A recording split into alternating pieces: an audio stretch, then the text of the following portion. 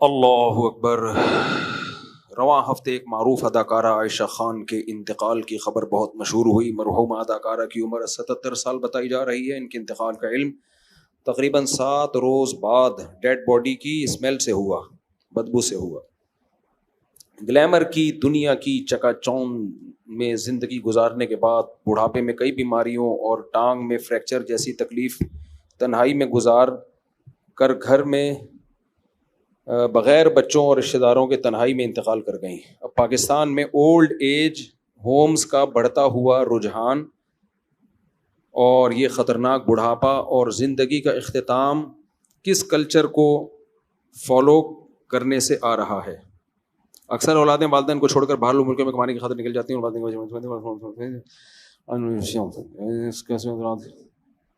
ہاں دیکھو، وہ کوئی اداکارہ تھی نا عائشہ خان، میں نے ان کے بارے میں جو نیوز پڑھی اس میں یہ بھی کہ اس نے زندگی میں اپنے بچوں کے نام اپنی جائیداد کر دی تھی، ساری پراپرٹی۔ جب سے کی ہے نا اس وقت سے بچے مارکیٹ سے شارٹ ہو گئے، اور وہ بیچاری بڑھاپے میں بلاتی تھی اور کہتی تھی کہ میں تنہا ہوں، میرے بچے مجھے نہیں پوچھتے۔ اللہ تعالیٰ جب انسان کی بصیرت کی آنکھیں اندھی کر لینا، اسے دنیا میں کوئی ہدایت نہیں دے سکتا۔ میں چیخ رہا ہوں، بار بار کہہ رہا ہوں، یورپ امریکہ سے مغربی دنیا کے اخلاق سے متاثر مت ہو۔ رنگ رلیوں پہ زمانے کی نہ جانا اے دل، یہ خزاں ہیں جو بانداز بہار آئی ہے۔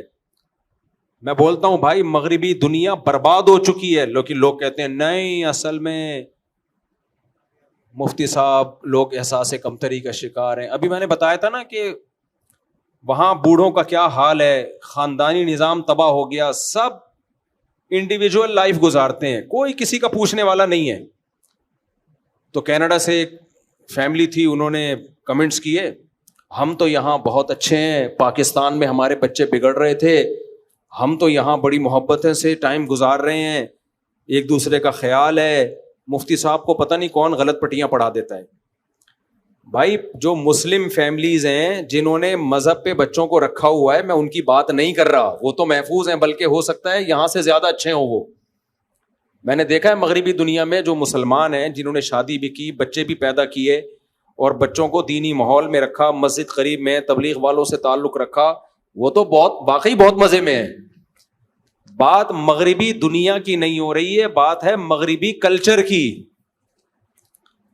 جو اس کلچر کو فالو کر رہا ہے نا، گورے بہت اچھے، ہمارا سیکولر طبقہ جو دیسی لبرل ہیں، یہ مولویوں کے کلچر کو اچھا سمجھتے ہیں یا انگریزوں کے؟ یہ انگریزوں کے کلچر کو، ان کا یہ انجام ہے، یہ جو عائشہ خان کے ساتھ ہوا ہے۔ سمجھ رہے ہو کہ نہیں سمجھ رہے؟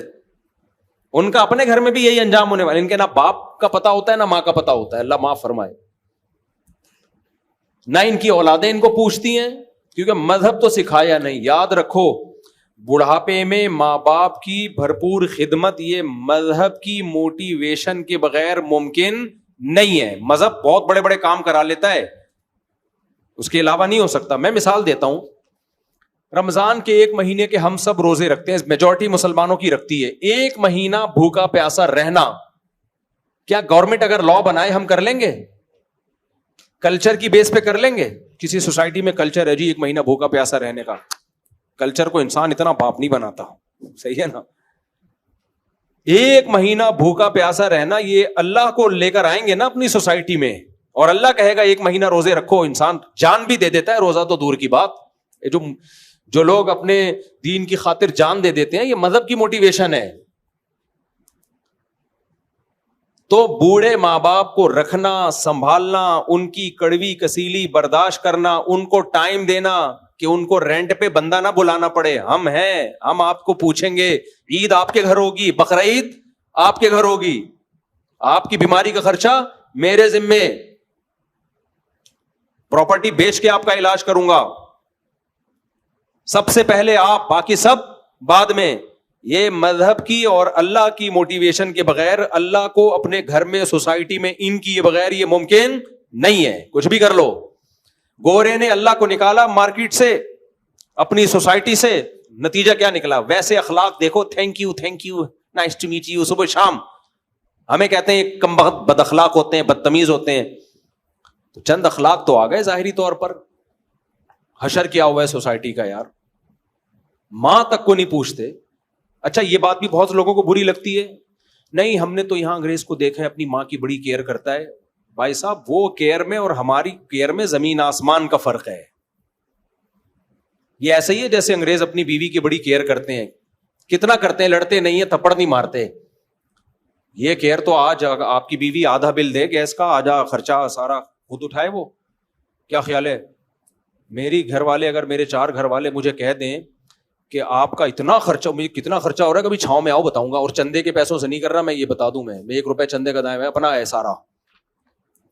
لوگ کہتے ہیں سورس آف انکم کیا ہے, کہ وہ بھی کبھی چھاؤں میں آؤ بتا دوں گا. حلال ہے, بزنس ہے, کاروبار ہے. تو اب مولویوں کو, لوگوں کو کھاتے ہوئے پیتے ہی اچھے نہیں لگتے, تو پھر تو تمہارا مسئلہ ہے نا, پھر تو وہی کیڑوں والا لطیفہ فٹ ہوگا تمہارے اوپر.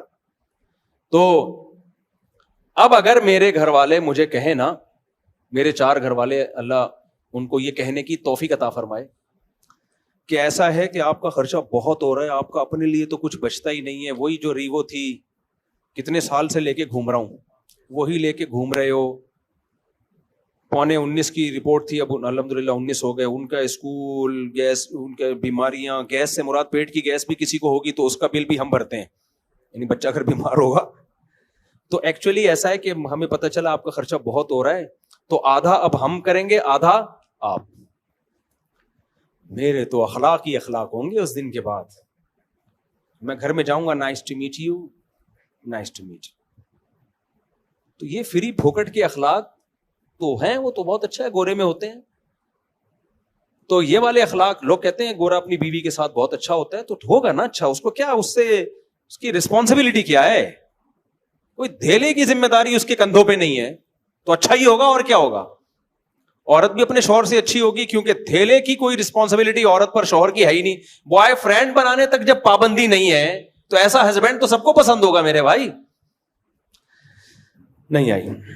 آپ گورے کی بیوی ہو, فرض کرو آپ کا ہسبینڈ آ گیا, کوئی بھی نیلسن یا مائیکل ملنے کے لیے آ گیا, آپ کے ہسبینڈ کچھ کہہ ہی نہیں سکتا آپ کو, تھوڑا سا اس کو فیل تو ہوگا کہ یہ غلط ہو رہا ہے, لیکن کچھ بھی نہیں کر سکتا, نہ تھپڑ مار سکتا ہے, نہ گالی دے سکتا ہے, کیونکہ اس نے یونیورسٹیوں میں پڑھا ہے, نفسیاتی ڈاکٹروں نے بھی ان کو بتایا ہوا ہے, سائیکولوجسٹ نے بتایا ہوا ہے کہ انسان اپنے اخلاق سے پہچانا جاتا ہے. تیز آواز سے بات کرنا, جذباتی ہونا, رگے پھولنا, یہ پاکستانی جیسے جو غریب ملکوں کے لوگ ہیں جو بنیاد مرصوص پہ بس خوش ہو گئے, وہ باقی تو کچھ ہے نہیں ان کے پاس, اسی پہ ان کی اسٹیبلشمنٹ ان کو مطمئن کر دیا, چپ کر کے بیٹھے رہو آرام سے, بس اتنا کافی ہے فی الحال. تو یہ غریبوں کا کام ہے. تو انگریز کیا کرتا ہے, وہ اس کو پتا چل جائے بیگم نیلسن کے ساتھ گھوم رہی ہے, صحیح ہے, تو نہ وہ ڈانٹ سکتا ہے نہ وہ مار سکتا ہے, کیس ہو جاتا ہے. تو بیگم تو پھر اچھی ہوگی میرے بھائی. تو بات ہوتی ہے کہ جہاں رسپانسبلٹی ہو, ذمہ داریاں, ہم ذمہ داریاں اٹھاتے ہیں, تو یہ اسلام کی وجہ سے ہماری ایک سوسائٹی. ایک اور واقعہ سناتا ہوں, اس سے انشاءاللہ اچھی طرح سمجھ میں آ جائے گا میں کیا کہنا چاہ رہا ہوں. کل کی بات ہے, مجھے ایک سسٹم خریدنا تھا, میں صدر گیا اپنے دوستوں کے ساتھ, کمپیوٹر خریدنا تھا. میں گیا صدر مارکیٹ میں, ایک ایل ای ڈی لینی تھی, جن سے میں نے ایل ای ڈی لی, میں ان کے پاس آ کے بیٹھ گیا. کل کا واقعہ, یہ پرانا نہیں ہے. وہ کھا رہے تھے انڈا چھولا اور روٹی, خدا کی قسم بہت دل چاہ رہا تھا کہ مجھے بھی پوچھیں, لیکن میں نے عزت پہلے, کیونکہ وہ انڈا چھولا, اور ان کو پتا یہ بھی تھا میرے ساتھ, میں ان سے بار بار کہہ رہا تھا یہ پوچھ نہیں رہے یار. ان کو لگ رہا تھا ہم مفتی صاحب کو چھولے اور انڈے اور یہ روٹی کھلائیں, یہ مفتی صاحب کی انسلٹ ہے. ان کا خیال تھا مفتی صاحب ہیں بھائی, انڈے چھولے کیا مفتی صاحب. اور میرا خدا کی قسم جو دل چاہ رہا تھا نا انڈے چھولے کھانے کا, اور وہ کھائے, اتنی دیر لگا دی انہوں نے, بھائی ہٹاؤ یار جلدی سے, میرا دل چاہ رہا ہے کھانے کا. یہ تو اب میں راز فاش کر رہا ہوں, ورنہ ان کے سامنے تو عزت سے بیٹھا. وہ کہہ رہے تھے کچھ کھانا ہے, میں نے کہا نہیں کچھ مجھے, لیکن مجھے بھوک لگ رہی تھی اور میرا انڈے چھولے, ان کو پتا ہے میں پہلے کہہ رہا تھا یار کوئی دکان دیکھو یا کوئی چھولے کی دکان ہو, تو وہ تو تھی نہیں, وہاں گئے تو وہ وہی کھا رہے تھے. خیر اب ان کو پتا چلے گا تو افسوس ہوگا, اب کیا فائدہ یار, اب کیا فائدہ. خیر تو اب گھنٹہ مجھے لگا کہ یار یہ ختم ہی نہیں کر رہے. میں ساتھ میں بیٹھا ہوا ہوں, چائے کا پوچھ رہے ہیں, یا تو پوچھیں یا کھا کے ختم کریں. اب وہ اتنی دیر ہو گئی تو میں نے کہا آپ ماشاءاللہ, پھر میں نے ویسے ہی پوچھا, میں نے کہا انکل ماشاءاللہ آپ 1 گھنٹے سے میں دیکھ رہا ہوں آپ انڈے چھولے کھا رہے ہیں, بہت اسپیڈ سلو ہے آپ کی کھانے میں. میرا خیال تھا آپ پوچھیں گے, لیکن خیر مذاق کر رہا ہوں, وہ دکان والے کہیں سیریس نہ ہو جائیں. تو انہوں نے کیا کیا, انہوں نے کہا کہ یہ میرا معذور بیٹا ہے, یہ بہت آہستہ ہے. وہ اصل میں اس معذور کو کھلا رہے تھے, معذور بیٹے کو, ایک بیٹا معذور تھا اس کو کھلا رہے تھے. تو 1.5 گھنٹہ تو لگا ہوگا, اور اس وقت تک بھی بہت چھوٹے نوالے بنا کے وہ کافی دیر تک چباتا رہتا, اس کو چباتا رہتا. پھر وہ نکلتا, معذور تھا بیچارہ ذہنی. اچھا, دکان میں جو ان کے دوسرے بھائی تھے وہ مجھے کہنے لگے مفتی صاحب یہ ہمارا اکلوتا معذور بھائی ہے, اب سب ماشاءاللہ بھائی ہیں, یہ ایک معذور ہے تو ہم اس کو بھی دکان پہ اپنے ساتھ لے آتے ہیں, اس کو ہم ہر وقت اپنے ساتھ رکھتے ہیں. باپ خدمت کر رہا ہے بیٹے کی, 1 گھنٹے سے اس کو نوالے بنا کے کھلا رہا ہے. بھائی اس معذور بھائی کو ساتھ رکھ رہے ہیں کہ تھوڑا لوگوں میں بیٹھے گا, ہو سکتا ہے کچھ دماغی لیول اس کا ٹھیک ہو جائے. میں نے ان سے اسی وقت کہا, میں نے کہا خدا کی قسم یہ ظرف انگریز کے پاس بولو نہیں ہے, حالانکہ یہ کوئی بہت مذہبی گھرانہ بھی نہیں ہے. میں نے کہا میں نے باہر ملکوں میں بھی سفر کیا, وہاں معذور کے ساتھ پتہ ہے کیا ہوتا ہے, گورنمنٹ بہت اچھا سلوک کرتی ہے. جیسے ہی آپ کا بھائی بہن کوئی معذور ہے آپ گورنمنٹ سے رابطہ کرتے ہیں, بھائی کوئی انتظام کرو, وہ کوئی ملازم رکھتے ہیں, وہ اسی لیے رکھتے ہیں, ان کو پتا ہوتا ہے کہ یہاں مسلمان ہوں, خاندانی لوگوں, وہ ایک الگ بات ہے. نارملی کوئی نہیں یہ پھٹیک پالتا, بھائی اولڈ ہاؤس میں جمع کراؤ, معذور خانے میں جمع کراؤ, یہاں ہی رکھنا ہے تو گورنمنٹ سے بندہ لو, گورنمنٹ کا بندہ پھر وہ بڑی ایکوریسی سے کام, اس کو تنخواہ ملتی ہے, 12 گھنٹے میں شفٹیں چینج ہوتی ہیں. یہ کیوں ہے وہاں کی گورنمنٹ اتنی اچھی, ضرورت ایجاد کی ماں ہے, ان کو پتا ہے کہ گورنمنٹ ان معذوروں کا خیال نہیں کرے گی, ان کا اتنا ظرف نہیں ہے کہ یہ معذوروں کا خیال کریں. ایک تو بہن بھائیوں کی تعداد بہت تھوڑی ہوتی ہے, یہاں تو 4-5 بھائی اور ابا مل کے پال رہے ہیں ایک معذور کو. ایک ہی بھائی ہوگا تو وہ تو ساری رسپانسبلٹی اس کی ہوگی, کھلائے گا بھی وہ, دکان بھی وہی چلائے گا. تو فیملی بھی ہمارے یہاں بڑی ہوتی ہے, مل کے پال لیتی ہے, جذبہ بھی ہے کھلانے پلانے کا. لوگ کہتے ہیں یہ ٹیکس چور ہیں پاکستانی, اور باہر ملکوں میں انگریز ٹیکس ٹائم پہ دیتا ہے. بھائی ہم ٹیکس چور اس وجہ سے نہیں ہے کہ ہم لالچی ہیں. اگر ہم لالچی ہوتے بقرعید پہ کروڑوں اربوں روپے کی قربانیاں نہ کر رہے ہوتے, کروڑوں اربوں روپے کی زکاتیں نہ نکال رہے ہوتے, حالانکہ وہاں تو کوئی پنشمنٹ بھی نہیں ہے. آپ اگر زکات نہ دو کوئی پوچھنے والا ہے آپ سے؟ تو اس کا مطلب ایسا نہیں ہے کہ ہم جو ہے وہ لالچی ہیں, کنجوس ہیں. غلط کرتے ہیں ٹیکس نہ دے کے, برا کرتے ہیں, دینا چاہیے ٹیکس, لیکن اس نہ دینے کی وجہ کوئی اور ہے, کنجوسی نہیں ہے. کنجوس ہوتے تو اپنے ماں باپ کو نہ کھلاتے, ایک آدمی بیوی بچوں کا خرچہ نہ اٹھاتا.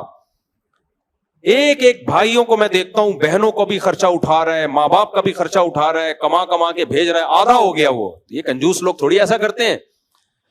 تو اب آپ کو سمجھ میں آیا کہ مذہب ہے نا سوسائٹی میں تو معذور کو پال رہے. میں نے ان کے والد کو اور حوصلہ دلایا, میں نے کہا یہ آپ کی جنت ہے, یہ بیٹا کیا ہے آپ کی جنت ہے, کیونکہ اس کو صرف اللہ کے لیے پال رہے ہو, باقیوں سے تو امیدیں کما کے دیں گے, یہ کس کے لیے بھائی, اللہ کے لیے, آزمائش ہے. تو اس لیے یہ تو جنت ہے آپ کی. کتنی میں نے ہمت ہوئی یار, 1-1.5 گھنٹے سے لکھ میں بنا, ہم تھک جائے آدمی بھائی.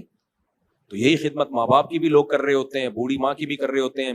تو مولویوں کو برا بھلا کہتے رہتے ہیں سیکولر لوگ, تو ان کا اپنا بڑھاپا کیا ہوتا ہے. اور یہ جو سیلیبریٹیز ہیں نا, جو فنکار, اداکار, گلوکار, ان سے تو عبرت حاصل کرو میرے بھائی, پناہ ماں. ان کی چمک دھمک آپ کو تھوڑی دیر کے لیے ٹی وی پہ نظر آتی ہے, بس اسٹیج پہ جب ایوارڈ دینے کے لیے بلایا جاتا ہے, ورنہ ان کی حقیقی زندگی میں سکون نہیں ہے. اور جو فنکار اداکار ہوتے ہیں ان کو تو آگے بڑھاپا نظر آ رہا ہوتا ہے. ان کی عزت ہے فٹنس کی بیس پہ, خوبصورتی ختم, عزت ختم. ہاں ایوارڈ میں کوئی بلایا جائے ایوارڈ دینے کے لیے کہ آپ نے بڑی اچھی, تھوڑی دیر کی ہوتی ہے عزت, ورنہ جو اس فیلڈ کے لوگ ہیں نا, ہمارا ان سے بھی ریلیشن ہے, وہ بتاتے ہیں کہ اس فیلڈ کا بڑھاپا بہت خطرناک, ترستے ہیں عزت کو. تو یہ جو اس فنکارہ کے ساتھ ہوا, مسلمان تھی, اللہ مغفرت کرے, ان کی اولاد کو اللہ ہدایت دے, لیکن یہی وہ عیب ہے اور یہی وہ کلچر ہے جو ہم باہر کی دنیا سے لے رہے ہیں. دیکھو آخری بات, بس 2 جملوں میں اپنی بات کو ختم کرتا ہوں. لوگ مجھے کہتے ہیں مفتی صاحب شادیوں پہ بہت بیان کرتے ہیں, شادیوں پہ بہت, ہر تھوڑی دیر میں شادی پہ آ جاتے ہیں, بچے پیدا کرو, کوئی اور کام نہیں ہے آپ کا. دیکھو علامہ ابن تیمیہ رحمہ اللہ کا قول ہے کہ اگر تمہیں سمجھ میں نہ آ رہا ہو نا تمہارا سب سے بڑا دشمن کون ہے, تو اپنے دشمن کے تیروں کا تمہارا سب سے بڑا دوست کون ہے, تو اپنے دشمن کے تیروں کا رخ دیکھ لو کس کی طرف ہے. تمہارا دشمن کا جو سب سے بڑا دشمن ہے وہی تمہارا سب سے بڑا دوست ہے. اسی طرح یاد رکھو کہ دشمن کی انویسٹمنٹ کس چیز پہ سب سے زیادہ ہو رہی ہے. آپ کو معلوم ہے مغربی دنیا کیا ہماری نماز روزے سے ناخوش ہے؟ بولو. کبھی آپ نے دیکھا کہ جو اسلام دشمن عناصر نے کبھی حج کے خلاف انہوں نے آواز اٹھائی ہو کہ حج بین ہونا چاہیے؟ کبھی سنا آپ نے کہ اربوں روپے خرچ کر رہے ہو یار یہ حج کا سیٹ اپ ختم کرو؟ نہ. کبھی آپ نے سنا کہ یار یہ جو مسجدیں پھیلتی چلی جا رہی ہیں بند ہونی چاہیے؟ کبھی سنا؟ یورپ امریکہ میں جتنی چاہیں مسجدیں بنا لیں آپ, لیگل وے میں چلیں, کوئی پابندی نہیں ہے. تراویاں پڑھیں عشاء کے بعد سے لے کے فجر تک پڑھیں, کوئی پابندی نہیں ہے, اور نہ اس کو روکنے پہ وہ پیسہ خرچ کر رہے ہیں. میں سمجھا پا رہا ہوں اپنی بات؟ پتہ ہے 2 چیزوں پہ پیسہ خرچ ہو رہا ہے صرف. اسلام کے خلاف نہیں ہے وہ لوگ, اسلام کی 2 چیزوں کے خلاف ہیں, اسلام کے خلاف نہیں. اور یہ 2 چیزیں اگر ان کو اسلام کے علاوہ کہیں اور نظر آئیں تو اس کے بھی خلاف ہیں. پھر وہ اگر یہ ہندو میں ہوں گی وہ اس کے بھی خلاف ہوں گے. 2 چیزوں کے خلاف ہے. نمبر 1 وہ کہتے ہیں یہ جو بینکاری ہے نا سودی ہونی چاہیے. اسلام کا جو انویسٹمنٹ کا اور انکم کا جو سسٹم ہے نا یہ اسلام کا نہیں ہونا چاہیے, کیونکہ اسلام نے سود پہ پابندی لگائی, اس سے دولت چند ہاتھوں میں مرتکز ہوتی ہے. حضرت مفتی تقی عثمانی صاحب پر جو امریکہ میں پابندی لگی ہے وہ پتہ ہے کس بیس پہ لگی ہے؟ اسلامک بینکنگ کی بیس پہ.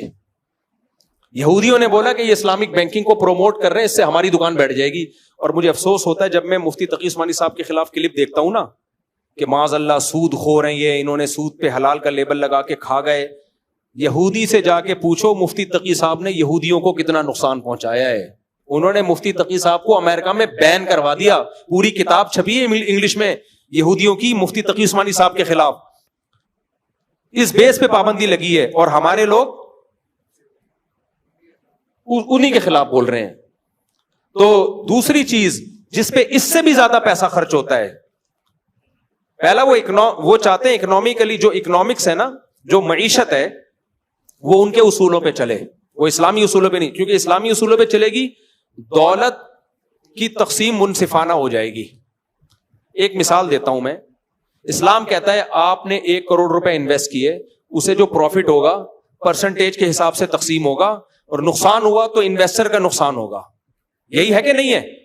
یار مجھے بتاؤ نا, میں نے 100 بکرے خرید کے ایک غریب کو دے دیے, پیسہ لگایا کہ یہ بیچ مارکیٹ میں, وہ بکرے مر گئے, نقصان کس کا ہے؟ میرا. اس کا کوئی نقصان نہیں ہے, اس کی محنت ضائع ہو گئی, بس یہ نقصان ہے. یہ منصفانہ تقسیم ہے کہ بیچارے کے پاس پہلے ہی پیسہ نہیں تھا, لاس بھی اس پہ ڈال دو, اس کا تو دیوالیہ ہو گیا. اب یہ اگر اسلامی طریقے سے ہو تو مزاربت کی بیس پہ ہوگا.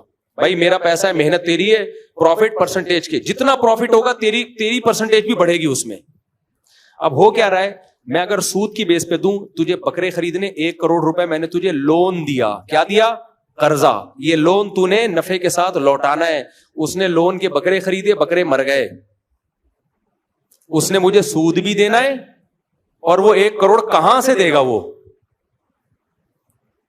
تو اس سے کیا نقصان ہوتا ہے سودی نظام سے؟ غریب کا بیڑا, یار غرق تو بول دو نا, اس میں کیا جا رہے ہیں آپ؟ بیڑا غرق کروا تھوڑی رہے ہیں, آپ سے بلوا رہے ہیں کہ ایسا ہوتا ہے بیڑا غرق. تو کبھی بھی تبھی آپ دیکھو یہ تاجر لوگ ہم سے زیادہ تر تاجر نماز کے مسئلے پوچھیں گے, زکوٰۃ کے مسئلے پوچھیں گے, قربانی کے پوچھیں گے, تجارت کے بہت کم پوچھتے ہیں. میں نے ایک دفعہ پنجاب میں کچھ تاجروں سے بات کی کہ میں ایک ورکشاپ کروانا چاہتا ہوں تجارت کے شرعی مسائل پر, ہم تاجروں کو ٹریننگ دیں گے کہ شرعی لحاظ سے تجارت کب جائز ہوتی ہے کب ناجائز. آج تک وہ دن نہیں آیا. کہہ رہے ہیں تاجر لوگ آمادہ ہی نہیں ہوتے اس پہ. میں نے کہا ان کو بولو ڈرو مت, ہم کوئی آپ کے تجارت بند نہیں کر. ان کو ڈر لگتا ہے یار یہ حرام چیزوں پر ہم کھائیں گے کہاں سے ہم. میں نے کہا شریعت میں متبادل ہے, جائز متبادل. تو سب سے زیادہ وہ کوشش کس پہ کرتے ہیں؟ معاشی نظام ان کا چلے, کیونکہ پیسہ ان کی مرضی کے لوگوں کے ہاتھ میں آئے. دوسری چیز جس پہ اس سے بھی زیادہ انویسٹمنٹ ہے وہ آپ کا فیملی سسٹم تباہ کرنا. بات سمجھ میں آ رہی ہے کہ نہیں آ رہی ہے؟ اب اس کے لیے انہوں نے لیبل اچھے اچھے لگائے. اگر وہ ایسے کہتے کہ زنا کو معاشرے میں عام کرو, خاندانی نظام کو تباہ کرو, تو ہم مان لیتے؟ بولو نا, مان لیتے ہیں.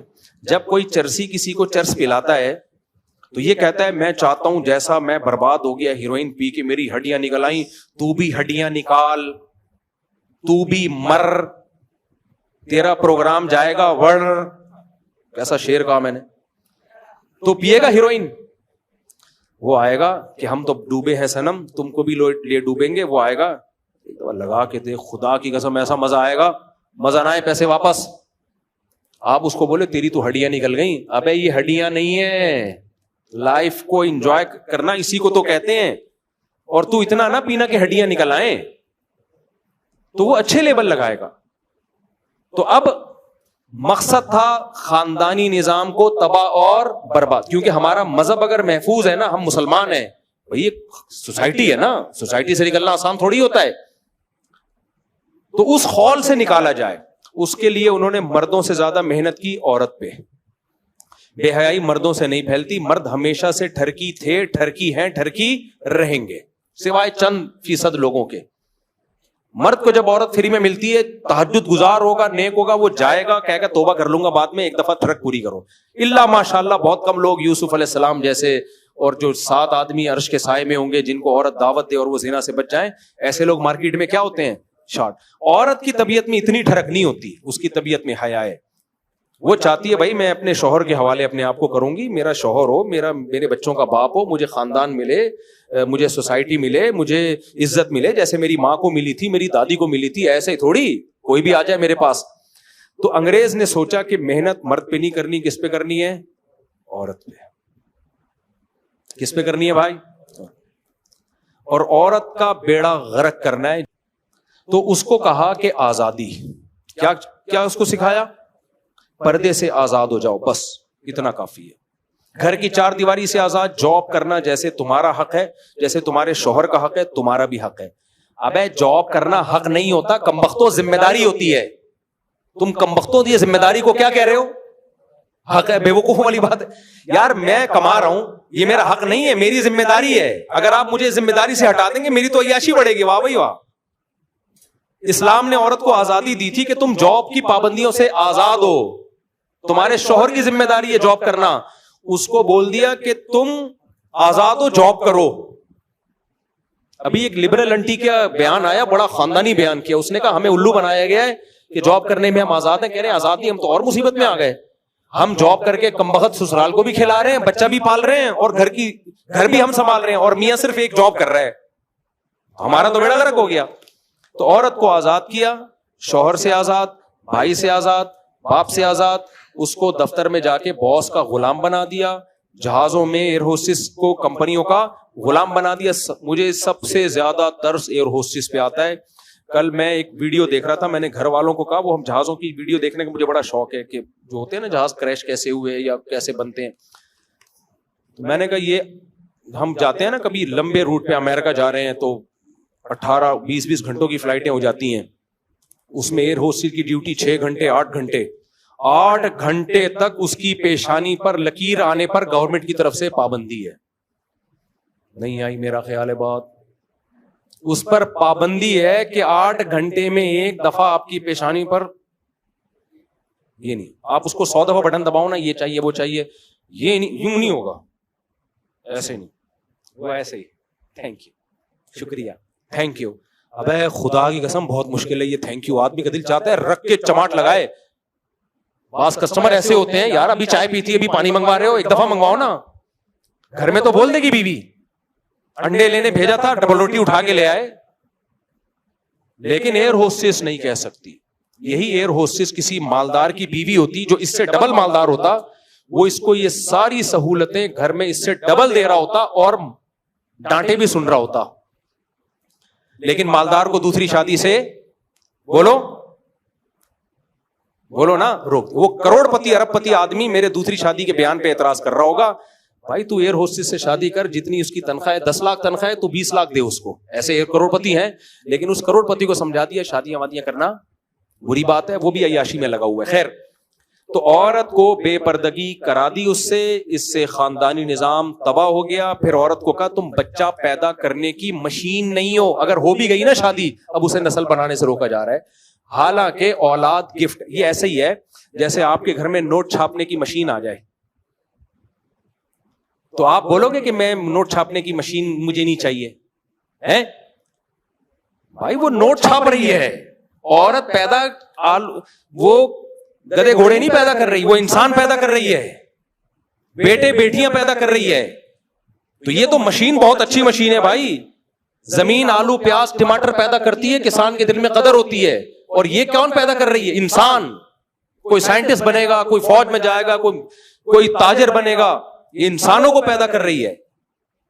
تو اس کو یہ سکھا دیا ہم بچے پیدا کرنے کی مشین نہیں ہے. اس سے اس کی تنہائی ہے. عورت کا سب سے بڑا سرمایہ دیکھو, کوئی عورت کو عزت دے نہ دے, اسلام, کلچر, فیملی پابند, یعنی اخلاقیات کیا کہتی ہیں, ماں سے بڑا حق آپ پر کسی کا نہیں ہے. تو اس کو ماں کے حق سے ہی محروم کر دیا. بیوی کو وہ عزت تھوڑی ملتی ہے جو اولاد کی طرف سے ماں کو ملتی ہے.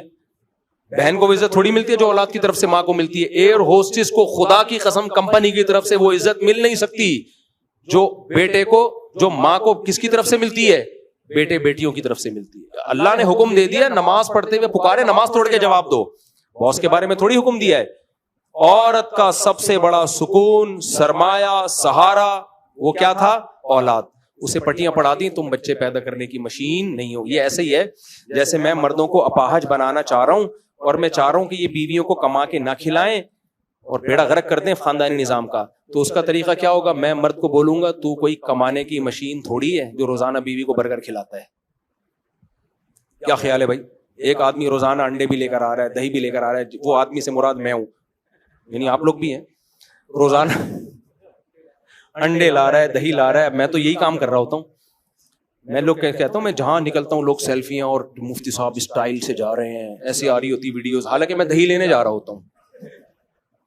اگر پتہ چل جائے نا ایسے اسٹائل جیسے میں غزہ فتح کرنے جا رہا ہوں, یہ میرے اسٹائل آ رہے ہوتے, میں گھر میں بتاتا ہوں میں دہی لینے جا رہا تھا اور دیکھو اسٹائل کیا مارا ہے لوگوں نے. تو اب میں بتاؤ, میں دہی لینے جا رہا ہوں, میں ٹماٹر لینے جا رہا ہوں, کوئی بندہ آئے میرے پاس, مفتی صاحب تم اپنے گھر والوں سے بولو جاب کریں, آپ انڈے لانے کی مشین نہیں ہو, روزانہ ڈبل روٹی لانے کی مشین نہیں ہو.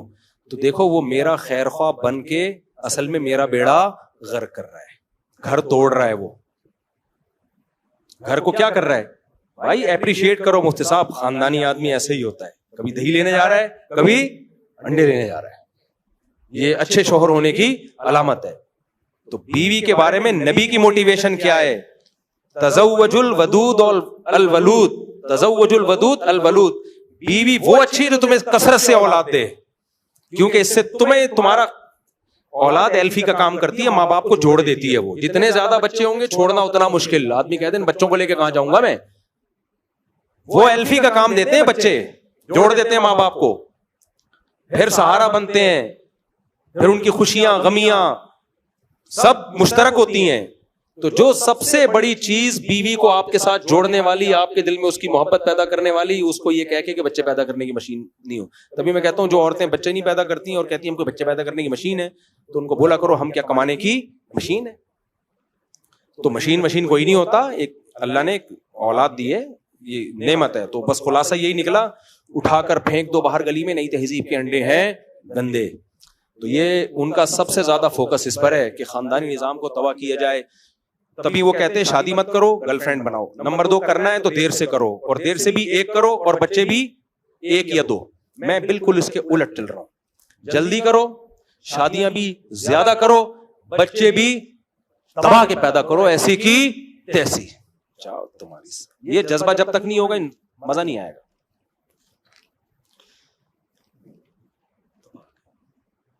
لوگ کہتے ہیں بگڑ جائیں گے, 2-4 اسپیئر میں بگڑنے کے لیے اتنے پیدا کرو کہ بگڑ بھی جائے نا, 2-4 تو کام کے نکلیں گے نا.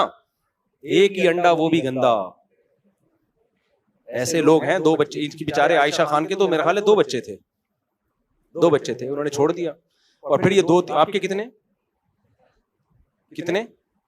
4 ہیں میرے سامنے. ادھر کنارے پہ بیٹھا کریں بیان میں, کنارے پہ بیٹھا, بہت غصہ. مفتی صاحب آپ نے ہاں کوئی صحت کا ایشو ہو تو وقفہ کرنے میں کوئی حرج نہیں ہے, شرعاً جائز ہے بھائی, صحت کی وجہ سے کہ بھائی اگر 2-3 بچے ہو جائیں گے ذرا 1-2 سال وقفہ کر لیں, 2 سال وقفہ کر لیں, اس میں کوئی وہ شرعاً جائز ہے. ہم وقفے کے خلاف نہیں ہیں, ہم اس وقفے کے خلاف ہیں نسل کم کرنے کے لیے ہو, یہ وقفہ بڑھانے کے لیے کہ صحت ٹھیک رہے گی تو چلتا رہے گا یہ سلسلہ.